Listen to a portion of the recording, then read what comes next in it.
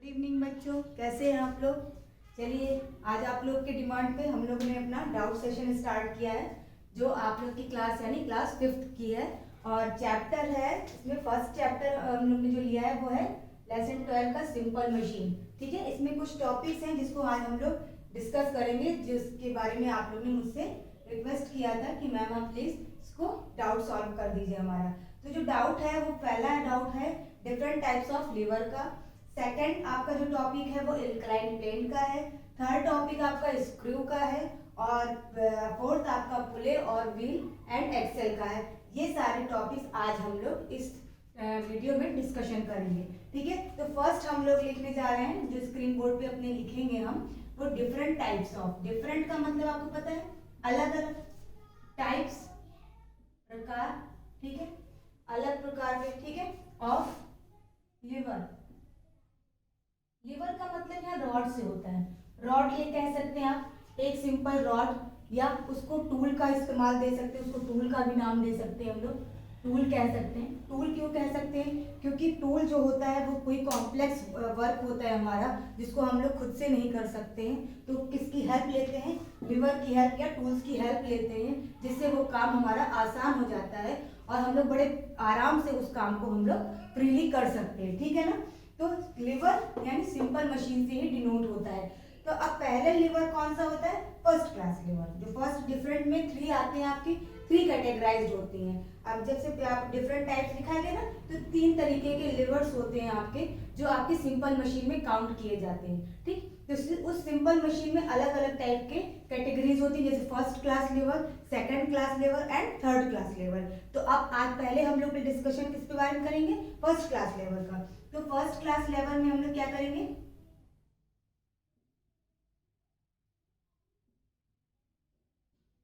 First class level. तो first class level में जो डायग्राम होता है हमारा, वो कुछ इस तरीके का होता है। यहाँ पे हमारा फलक्रम होता है,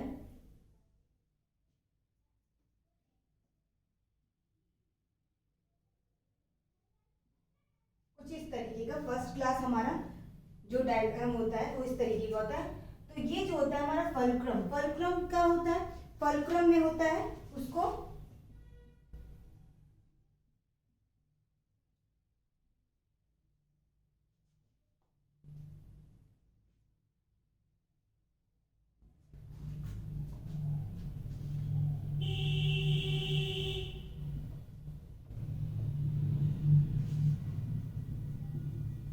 सॉरी आपको दिख नहीं हो रहा होगा, अभी आप दिखेगा।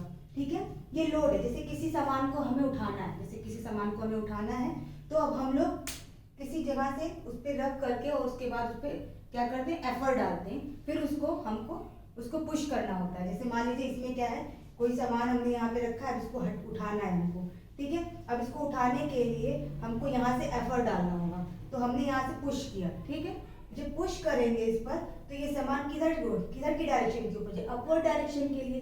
तो जो फोर्स है वो नीचे की ओर जा रहा है, यानी जो हमारा फोर्स लग रहा है वो नीचे डायरेक्शन की जा रहा है, और जो हमारा लोड का जो डायरेक्शन है वो किधर जा रहा है, ऊपर की ओर, यानी सामान हमारा ऊपर हो रहा है, यानी हट जा रहा है, डायरेक्शन चेंज कर दे रहा है। तो इसके लिए हमारा इसका भी होना बहुत जरूरी है। इस डिस्टेंस को कहते हैं फलक्रम आर्म। यहाँ से लेकर के जो यहाँ एफर्ट तक की जो डिस्टेंस होती है उसको कहते हैं फलक्रम आर्म। फलक्रम आर्म मैंने एफ ए लिख दिया है। ठीक है, और जो यहाँ से लोड से लेकर के और फलक्रम तक की जो डिस्टेंस होती है उसको क्या कहते हैं, लोड आर्म। ठीक है, क्या कहते हैं, लोड आर्म। तो ये हमारा फर्स्ट क्लास क्या कहते हैं लिवर होता है, जिसमें हमारा सीजर आता है। अब आप कहेंगे सीजर, सीजर कैसे होता है मैम। अब सीजर आप देखते होंगे यहाँ पर उसकी ज्वाइंट होती है। ओके, ज्वाइंट हो गई, ये मिड सेक्शन पे। यहाँ पे मैं डायग्राम जो बना रही हूँ वैसे नॉर्मल सा ही है।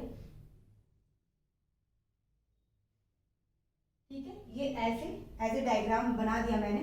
ठीक है, ये आप क्या करते हैं, जो आपका ये सीजर है यहाँ से ज्वाइंट होता है, इस पोर्शन से इसका ज्वाइंट होता है। ये हम लोग ने डिस्कशन किया था।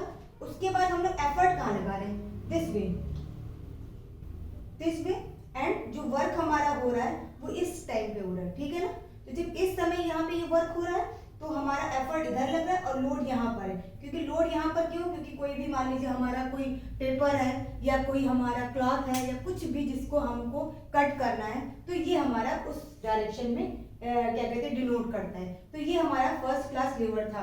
अगर आप राइट डाउन करना चाहें कुछ इसमें कुछ क्या कहते हैं वो करना चाहें, लिखना चाहें, तो आप इसको लिख सकते हैं। इसके बाद हम लोग डिस्कशन करेंगे जो थर्ड टॉपिक हमारा जो इसका थर्ड कैटेगरी है सेकंड क्लास लेवल, उसके बारे में। तो सेकंड क्लास लेवल में क्या होता है,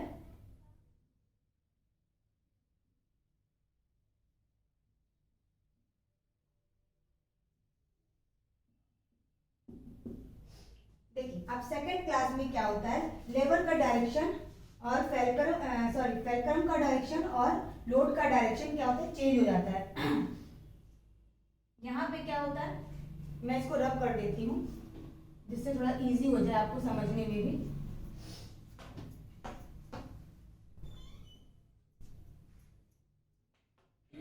ठीक है, यहाँ हम लिखेंगे, राइट करेंगे सेकंड क्लास लीवर, ठीक है ना। सेकंड क्लास लीवर लिख दिया। अब हमको क्या करना है, यहाँ जो डायग्राम बनाना है, आप देखिए ज्यादा कोशिश करिए कि जो इसमें लीवर में जो डायग्राम है उस पर अगर आप उसको अच्छे से समझ लिए ना, तो फिर ये आपके लिए बहुत इजी हो जाएगा समझने कि किस तरीके से कौन सा सिंपल मशीन वर्क कर रहा है। ओके, तो पहले आप ना क्या करिए, इसका डायग्राम पहले ड्रॉ कर लेंगे। जैसे ही आप डायग्राम ड्रॉ करेंगे आपको सारी चीजें क्लियर हो जाएंगी, क्लियर कट हो जाएंगी विदाउट एनी रीजन। तो सबसे पहले हम इसीलिए बोर्ड पे क्या करते हैं, ड्रॉ करते हैं डायग्राम, देन आफ्टर क्या करते हैं उसके आगे बारे में समझते हैं। ठीक है, साइंस में सबसे पहले यही जरूरी है कि डायग्राम आपको आना चाहिए। ठीक है, और डायग्राम से सारी चीजें बड़ी सिंपल हो जाती है। तो अब हम डायग्राम ड्रॉ कर रहे हैं, ये हमारा है फेल्क्रम।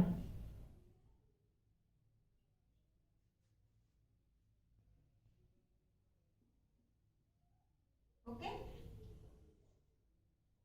उसके बाद ये हमारा यहाँ पे मिड सेक्शन में क्या है, लोड। ठीक, और यहाँ पर क्या लगेगा हमारा, एफर्ट।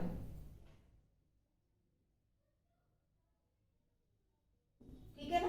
अच्छा, एक चीज और हम आपसे कंसेप्ट क्लियर करेंगे कि अगर जैसे मान लीजिए एग्जाम में आता है, तो जैसे कहते हैं ना ये एफ या एल, ठीक है, या ई, जैसे ऐसे लिखा रहता है, तो आप ये जान जाइएगा कि ये एफ जो है फेल्क्रम को डिनोट कर रहा है, एल जो है वो लोड को डिनोट कर रहा है, और जो ई है आपका वो किसको डिनोट कर रहा है, एफर्ट को, यानी किधर की साइड में हमारा एफर्ट लगेगा, किधर की ओर। ठीक है, अब देखिए इसमें एफर्ट किधर की ओर लग रहा है, ऊपर की ओर। ठीक है ना, इधर की ओर है, और लोड हमारा किधर है, मिड सेक्शन में।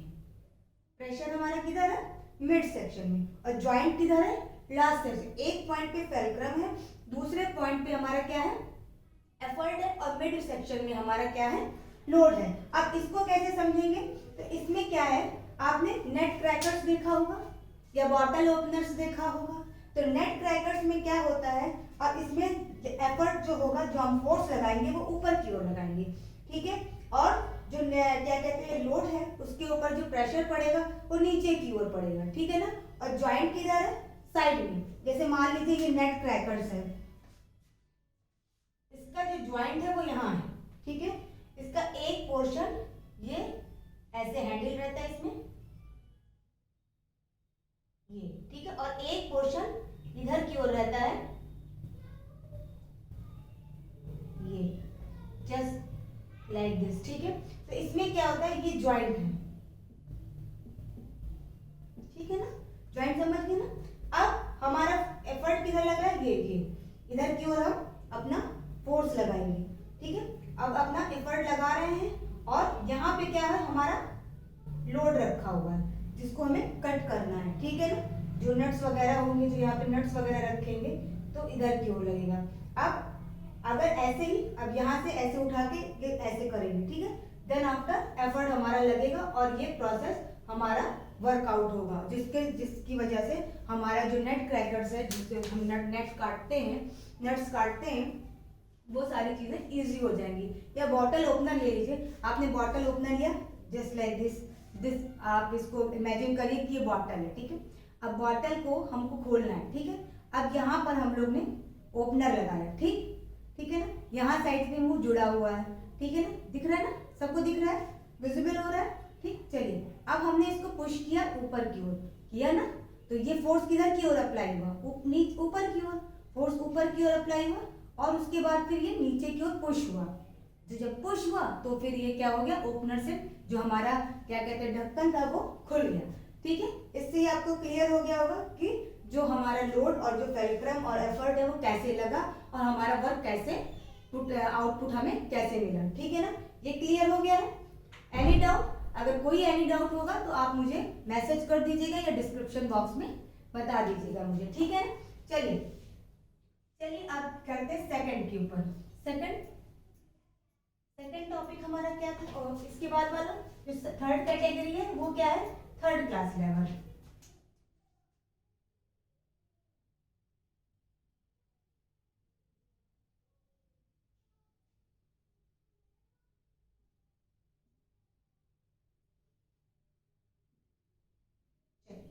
थर्ड क्लास लेवल में हम डिस्कशन करेंगे।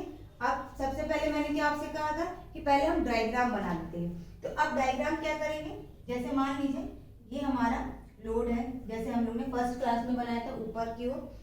फिर उसके बाद हम क्या करेंगे, यहाँ पे अब यहाँ पे हमारा जो एफर्ट लगेगा वो मिड सेक्शन में एफर्ट लगेगा। ओके, और जो फेल्क्रम होगा, जो ज्वाइंट होगा, इसमें भी कॉर्नर पे ही होगा।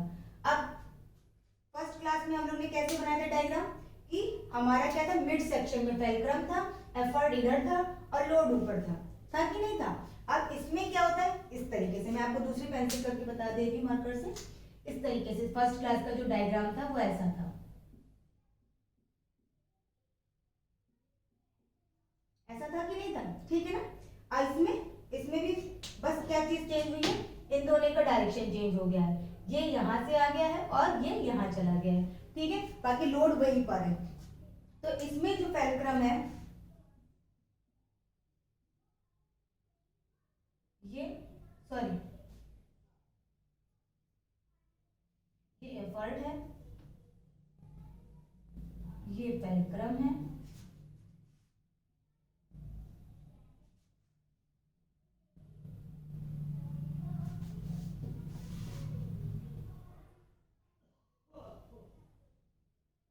और ये क्या है, लोड। ठीक है ना, तो ये ऐसे है। अब इसमें क्या होता है, आपने ये जो मशीन होती है इसमें एफर्ट क्या हो रहा है, बीच से लग रहा है, बीच से लग रहा है, यानी प्रेशर यहाँ नीचे की ओर से लग रहा है। ठीक है, और नीचे की ओर मतलब आपका जो एफर्ट है वो आपको मिड सेक्शन से लग रहा है, इधर उधर सेक्शन से नहीं लग रहा है, मिड सेक्शन से लग रहा है। उसके बाद क्या होगा कि जो आपका ज्वाइंट होगा वो क्या होगा, एक साइड से होगा, मतलब किनारे की साइड से, लास्ट नोड में। ठीक है, और ये लोड होगा जहाँ से आपको, जैसे आप फिशिंग रॉड देखते हैं तो फिशिंग रॉड में क्या होता है, जैसे मान लीजिए ये है आपका फिशिंग रॉड, ये फिश है।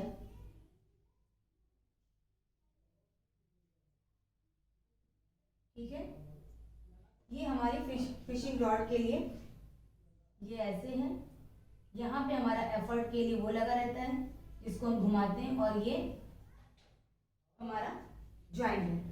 समझ में आ रहा है ना। अब हम क्या करेंगे, हम उधर साइड में जाके बताते हैं। अब हमने फिश को कैचिंग करना है। अब जब हमने फिश को कैच कर लिया, फिर हम लोग क्या करते हैं, फिश के पाइप, ऐसा तो है नहीं कि फिश बहुत सी लाइट वेट रहती है, पेपर रहता है, उठा लिया और रख दिया, नहीं। आखिर है लिविंग थिंग्स ना, तो लिविंग थिंग्स के अंदर कुछ ना कुछ तो उस समय लाइफ होगी ना, जब तक वो खत्म नहीं हो जाता है तो उसको प्रेशर से हमको उठाना पड़ता है। तो यहाँ से हम लोग उसको करते हैं, ज्वाइंट करते हैं, मतलब उसको जो इसकी जो रॉड की जो नेट रहती है, आपकी जो थ्रेड रहती है, उसको हम अंदर की ओर मोड़ते हैं। जैसे आप काइट में थ्रेड लगाते हैं, उसके बाद जब काइट को वापस अपने पास रखते हैं तो वापस से उसको घुमाते हैं। सेम थिंग है कि इसकी भी फिशिंग रॉड की आप एक सर्कल रहता है, साइकिल को उसको घुमाते रहते हैं, और उसके बाद फिर वो आपके पास आ जाता है। ठीक है ना, फिर वो आपके पास आ जाता है तो फिश आपके पास आ जाती है। यानी लोड ये हो गया, एफर्ट ये हो गया, और फेल्क्रम ये हो गया। That is the first topic our. ये टॉपिक आपका यहाँ पे फिनिश होता है। अगर इसमें कोई आपको डाउट होगा तो मुझे फिर से आप मैसेज कर सकते हैं, मैं अगेन आपको समझाने की कोशिश करूंगी। लेकिन एक बात आप जरूर ध्यान रखिएगा इस टॉपिक में कि डायग्राम पे बहुत ध्यान दीजिएगा। जैसे डायग्राम इधर उधर मिस होगा ना, मिस मैच हो जाएगा, तो आपका ना ये चीज इसमें कौन वो प्रॉब्लम हो जाएगी। जब इसमें प्रॉब्लम हो जाएगी तो आप जो लिखेंगे डेफिनेशन वगैरह उसमें प्रॉब्लम आएगी, फिर एग्जाम्पल में प्रॉब्लम आएगी। तो इस चीज का डायग्राम का खास ख्याल रखिएगा, ठीक है। तो ये हमारा यहाँ पे ये टॉपिक कंप्लीट होता है। अब हम आता है एल्कलाइन प्लेन पर। एल्कलाइन प्लेन क्या होता है?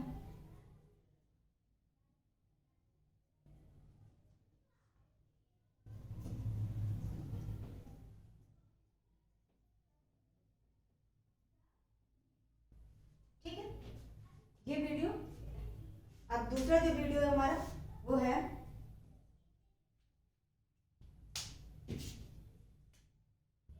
टॉपिक जो है हमारा वो एल्कलाइन प्लेन का है।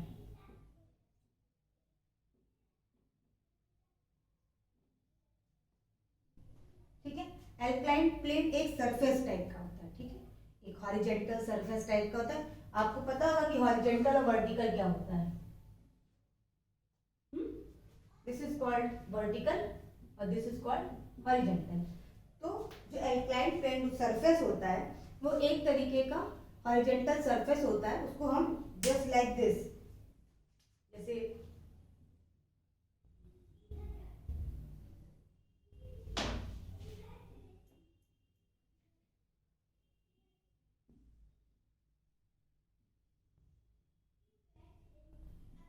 ये वाला जो सरफेस होता है आपका वो एल्कलाइन प्लेन होता है, ठीक है। इससे किसी भी वर्क को हम जैसे करना है, आपको ऊपर लेके जाना है या नीचे लेके आना, डाउनवर्ड्स या अपवर्ड्स डायरेक्शन में लेके जब जाएंगे, तो जब अपवर्ड डायरेक्शन और डाउनवर्ड डायरेक्शन में जब लेके जब जाते हैं तो उसको पुश करने में इजी होता है, ठीक है।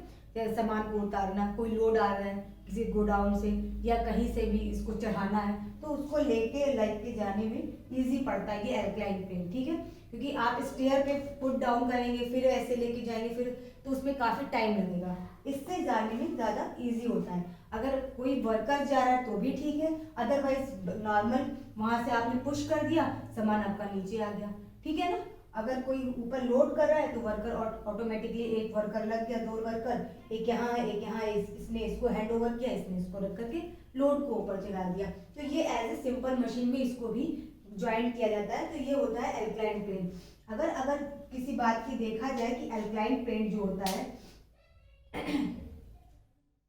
ये एक एंगल बनाता है, ये देख रहे हैं ना, एक एंगल टाइप का बनता है। तो ये एक एंगल बनाता है जिसकी वजह से जो वर्क होता है वो हमारे लिए इजी हो जाता है। एल्कलाइन प्लेन में कुछ भी नहीं है, एक सरफेस है, वो सरफेस हमारा हॉरिजॉन्टल सरफेस होता है जिससे किसी वर्क को हम क्या कहते हैं, किसी सामान को ऊपर पहुंचाना, अपवर्ड डायरेक्शन में या डाउनवर्ड डायरेक्शन में लेके जाना, तो ये उसको अच्छा लगता है, मतलब इजी हो जाता है हमारे लिए कि वर्क जल्दी जल्दी हो रहा है, जितनी जल्दी हो सकेगा हमारे लिए उतना प्रॉफिटेबल होगा। अगर उसके लिए अगर धीरे धीरे करेंगे तो टाइम बहुत ज़्यादा लगेगा, और टाइम लगेगा तो आजकल टाइम उतना है नहीं। तो टाइम को बचाने के लिए हमें ये सारी टूल्स की इस्तेमाल करना पड़ता है, ठीक है। ये सारे टूल्स हमें यूज़ करने पड़ते हैं। अब आता है हमारा स्क्रू। इसमें कुछ भी नहीं था, ये सिंपल सा एक नॉर्मल टॉपिक था। ये इसमें दिया गया है आपके सीबीएसई बोर्ड्स की बुक में, ठीक है। The third topic is our that is finish. The third topic is our screw. सबको पता है स्क्रू क्या होता है?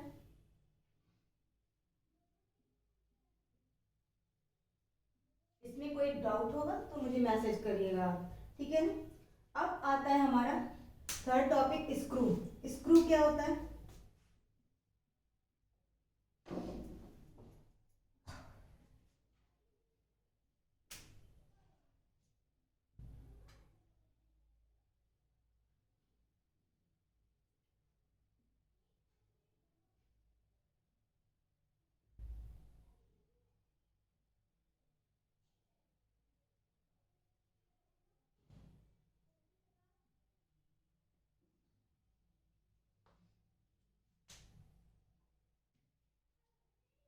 जैसे कोई प्लेन सरफेस है, ठीक है। अब प्लेन सरफेस पे नेल आपको डालना होता है, आप हैमर का इस्तेमाल करते हैं, ठीक है। तो थोड़ा टाइम लगता है, टाइम स्पेंडिंग रहता है, ठीक है। कभी कभी होता है, कभी कभी वो नहीं होता है। तो जो स्क्रू होता है उसको हम उसमें इंसर्ट करते हैं, ठीक है, through screw driver. Okay, screw driver का यूज करते हैं। जैसे मान लीजिए ये प्लेन सरफेस है, ठीक है। अब प्लेन सरफेस में को हम यहाँ पे एडजस्ट करेंगे, ठीक है। जब एडजस्ट करना चाहेंगे तो हम इस पे क्या करेंगे, नेल्स को हैमर से आप पुट करेंगे, ठीक है। हैमर लगाएंगे और उसके ऊपर पुश करेंगे और तो वो टाइम टेकिंग रहता है। इससे बेटर होता है कि हम क्या करें कि एक स्क्रू ले और स्क्रू ड्राइवर के थ्रू उसमें हम पहले इंसर्ट करें, देन आफ्टर इसको हम उस पर होल्ड आउट करें, ठीक है। तो वो चीज़ इजी हो जाती है किसी चीज़ को अटैच करने में, और वो लॉन्ग टाइम पीरियड्स के लिए भी होता है। क्योंकि नेल्स जो होती है अगर जो हैमर के यूज से होती है वो ज़्यादा टाइम पीरियड्स के लिए नहीं होती है, जबकि ये जो होती है ज़्यादा टाइम पीरियड के लिए इसलिए होती है क्योंकि इसमें जो ये आपके ये जो टर्न बने होते हैं, दिस वन, ये आप जो देख रहे होंगे ये बहुत, इसको कहते हैं वाइंडिंग एज, ओके। जिससे क्या होता है कि एक दूसरे को ये ज्वाइंट अप किए रहता है, एक से उड़ा दूसरा पकड़े हुए, फिर उधर से फिर दूसरा उसको पकड़े हुए, तो ये इसको पकड़े हुए रहता है, वाइंडिंग एज कहते हैं उसका किनारा जो होता है। और फिर इसकी वजह से जो हमारा जो बाउंडिंग होता है एक दूसरे से, जैसे मान लीजिए इसके थ्रू ये हुआ और इसके थ्रू ये हुआ, ये सारी चीजें ये अच्छे से ज्वाइंट अप हो जाती है, ठीक है ना, बात समझ में आ रही है।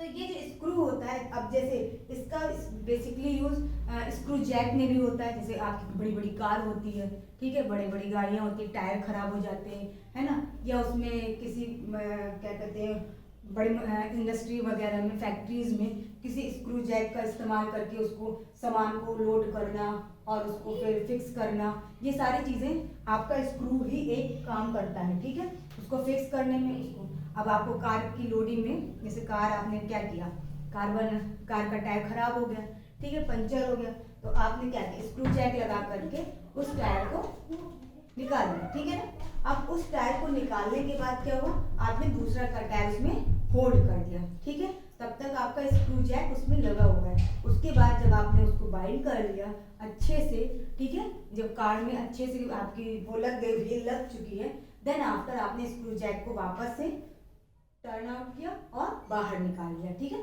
तो ये काम हमारा स्क्रू जैक होता है, ठीक है। और बड़ी बड़ी चीज़ों में होता है जिसमें काम, जैसे मान लीजिए आपका कोई फर्नीचर बन रहा है या आपका कोई इस तरीके से इंडस्ट्रियल वर्क चल रहा है, उसमें स्क्रू ड्राइवर का बहुत ज़्यादा वर्क होता है। तो ये आपका थर्ड टॉपिक था स्क्रू। मेरे ख्याल से आपको समझ में आ गया होगा, इसमें ज़्यादा कुछ भी नहीं था, खाली इतना था कि आप ये बाइंडिंग एज को समझिए। बाइंडिंग एज की वजह से ये एक दूसरे को बाइंड अप रखती है, जोड़े रखती है, ठीक है ना, ये मैंने डिस्कशन किया था, ठीक है।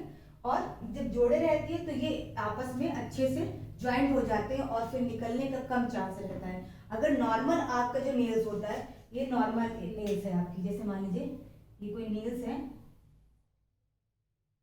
ठीक है, ये कोई नेल्स है, आपने इसको हैमर के थ्रू अंदर इंसर्ट कर लिया, तो क्या होता है एक टाइम पीरियड के बाद ये जल्दी से जल्दी निकलने लगता है, ठीक है ना, बहुत ज़्यादा जल्दी नहीं। अब ये नहीं कि आज ही मैंने लगाया और आज ही खत्म हो गया, ऐसा कुछ नहीं है, ठीक है ना।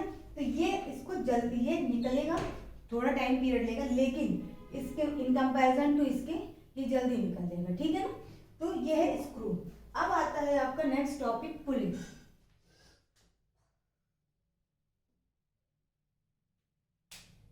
हम स्क्रीन पे अपने लिख रहे हैं फोर्थ टॉपिक, पुलिंग, ठीक है। पुलिंग का मतलब क्या होता है, इसका मतलब ये एक सिंपल मशीन से है, ठीक है। ये एक ओवल टाइप का व्हील होता है, जस्ट लाइक दिस,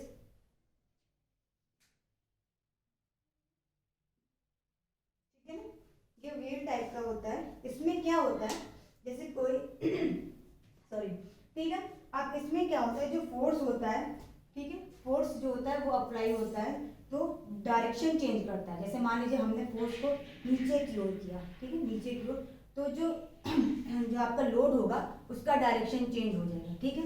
जैसे हमने ऊपर किया तो डायरेक्शन चेंज हो गया, ऊपर की ओर चला गया, मैंने इतना कोई फोर्स नहीं लगाया, सामान नीचे की ओर चला गया, ठीक है। मैंने फोर्स नीचे की ओर लगाया तो सामान किधर की ओर आ गया, ऊपर की ओर आया, जस्ट लाइक किसकी तरह, किसकी तरह, अब इसमें सारे सारे जितने भी लेवर आ जाएंगे, सारी चीजें इन्वॉल्व हो जाएंगी। अब आप दिमाग लगाइए कि लीवर कैसे आ रहा है, ठीक है ना। तो ये रोपवे की तरह काम करता है, रोपवे समझना है, ठीक है। जैसे एक रस्सी इधर गई इधर से, और ये एक ही में बाइंड अप है, ठीक है ना, यहाँ से यहाँ। जैसे आप साइकिल चलाते हैं तो एक साइकिल का इधर रहता है और एक साइकिल की इधर रहती है, ठीक है ना। अब ये कंटिन्यूअसली ऐसे मोशन में रहती है कि नहीं रहती है, कंटिन्यूअसली ये मोशन में रहती है, ठीक है, तभी आपकी साइकिल आगे मूव करती है, ठीक ठीक है ना। सेम थिंग आप क्या करते हैं, ये व्हील है, बेल है, बेल, ओके, बेल है। अब इसमें क्या है, सॉरी मैं थोड़ा बड़ा डायग्राम बना लेती हूँ। ये बेल है,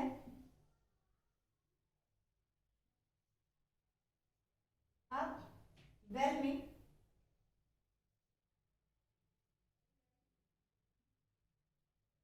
ठीक एक कॉर्नर पे यहाँ पर ये अटैच होता है और एक कॉर्नर में यहाँ पे बकेट लगी होती है, ठीक, समझ रहे हैं ना। अब क्या हो गया, अब आप इसको इधर से खींचेंगे, ठीक, तो बकेट में पानी भरेगा और ऊपर की ओर आ जाएगा, छोड़ देंगे वापस बकेट उसमें चला जाएगा। बात समझ में आ गई ना। तो ऐसे ही ये पुले का वर्क है व्हील्स में। तो ऐसा नहीं है कि खाली एक ही जगह पे इसका रोपवे में हो गया या साइकिल में हो गया, और बड़ी बड़ी इंडस्ट्री में वर्क लोडिंग, जैसे बड़े बड़े गोडाउन्स हो गए, बड़ी बड़ी फैक्ट्रीज हो गए, उसमें सामान यहाँ से वहाँ, वहाँ से यहाँ, इधर से उधर, ऊपर से नीचे, नीचे से ऊपर, ये सारी चीज़ें करते रहते हैं। तो उसमें क्या होता है, ये वर्क को ईजी बनाने के लिए पुले का वर्क किया जाता है, ठीक है। तो पुले उसके वर्क को ईजी बना देता है। जैसे मान लीजिए कोई सामान वहाँ पैक हो, फटाफट इधर गया, फिर वहाँ से लाया, फिर वहाँ फटाफट, फिर नीचे गया, फिर दूसरी जगह, फिर ऐसे आ गया, फिर ये साइकिल बिल्कुल चलती रहती है। या कोई सामान हमको उठा करके यहाँ से उठा करके वहाँ रखना है, वहाँ से उठा करके, तो ऐसा नहीं कि केवल सिंगल पुले से काम चल जाएगा। जैसे आपकी साइकिल में दो चल रही, दो लगी है, उसके बाद इसको ज्वाइंट अप किया गया, ठीक है ना। सेम थिंग है, अगर कोई सामान को लोड है तो दो तीन एटलीस्ट होनी चाहिए। तो जब दो तीन होंगी तभी वो वर्क को और इजी बना पाएगा। तो फिर वो क्या हो जाएगा आपका, जैसे कहते हैं नहीं, आपने चैप्टर के फर्स्ट में आपने पहले सिंपल मशीन के बारे में पढ़ा होगा, देन आफ्टर कॉम्प्लेक्स मशीन के बारे में। तो ढेर सारी जब मशीनें सिंपल मशीन से जब मिल जाती हैं तो उसको कॉम्प्लेक्स मशीन कहते हैं, ठीक है। Just like our washing machine, computer, etcetera etcetera, ठीक है। तो वैसे ही पुले ही है। तो जब छोटे छोटे हमारे पुले जब लग जाते हैं, छोटे, कुछ छोटे हैं, कुछ बड़े हैं, कहीं ज़्यादा बड़े हैं, तो उस तरीके से जब लग जाती है तो एक तरीके से कॉम्प्लेक्स मशीन का ही वो वर्क करती है, ठीक है।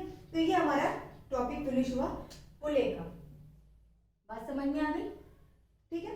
अब हम इसको रब करते हैं और लास्ट टॉपिक अपना स्टार्ट करते हैं इस चैप्टर का, व्हील एंड एक्सेल। अगर इन सारे टॉपिक्स में से अभी भी कोई डाउट क्लियर रह गया हो वो आप मुझसे मैसेज करके पूछ सकते हैं या फोन कॉल कर सकते हैं, ठीक है। चलिए अब क्या है, लास्ट टॉपिक हमारा व्हील एंड एक्सेल। व्हील का मतलब तो समझ गए होंगे, हाँ। चलिए डायग्राम बनाते हैं। ये व्हील होगा, ठीक। ये है एक्सेल, कॉल्ड एक्सेल। इसको हिंदी में कहते हैं धुरी। अब जैसे मान लीजिए आपकी कोई साइकिल है, वो ऐसे जुड़ी रहती है ना, आगे की पहिए नीचे की पहिए, या फोर व्हीलर से मान लीजिए ये ऐड रहते हैं, ठीक है ना। ये एक दूसरे से जुड़े, तो ये अगर ये एक दूसरे से जुड़ेंगे नहीं तो साथ में मूवमेंट नहीं कर पाएंगे, ठीक है। ऐसे ही हमारी क्लॉक होती है। क्लॉक देखा है आपने, क्लॉक में क्या होता है, 1 2 3 9, ठीक है, ऐसे करके होता है। और उसमें आपने उसकी मशीन देखी नहीं होगी, आपने यहाँ पर क्या देखा होगा उसके,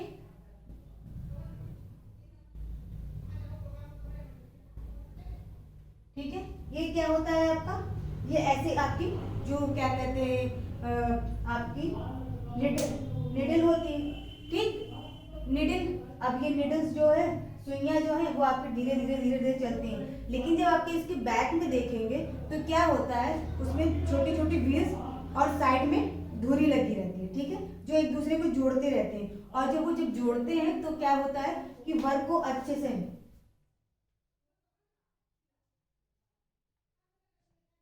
ठीक है, अब वो जब जोड़ते हैं